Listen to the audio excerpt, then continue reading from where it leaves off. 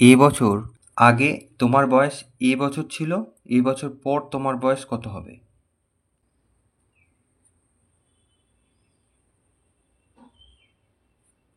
তো এখানে বলেছে এ বছর আগে বয়স ছিল এ বছর।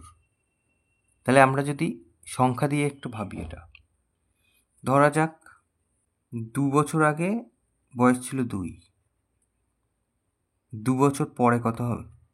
তাহলে ২ বছর আগে যদি বয়স ২ হয়, তাহলে এখন কত? ২ আর ২ ৪, তাহলে ২ বছর পরে কত হবে? ৪ আর ২ ৬, তাহলে ৬ বছর। তাহলে ২ বছর পরে আমার বয়স কত হবে সেটা এক চান্সে যদি আমরা বার করতে চাই, তাহলে কি করব?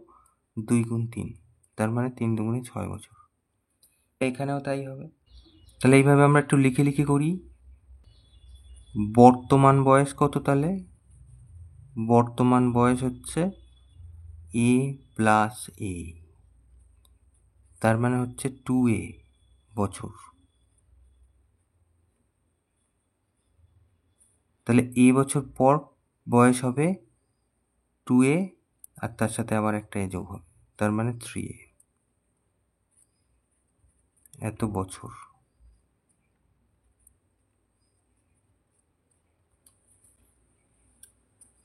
তাহলে এটা যদি এক চান্সে আমরা বার করতে চাই, তাহলে এইভাবে বার করতে পারি যে এ বছর পরে বয়স হবে সমান সমান এ গুণ 3, তার মানে 3a বছর।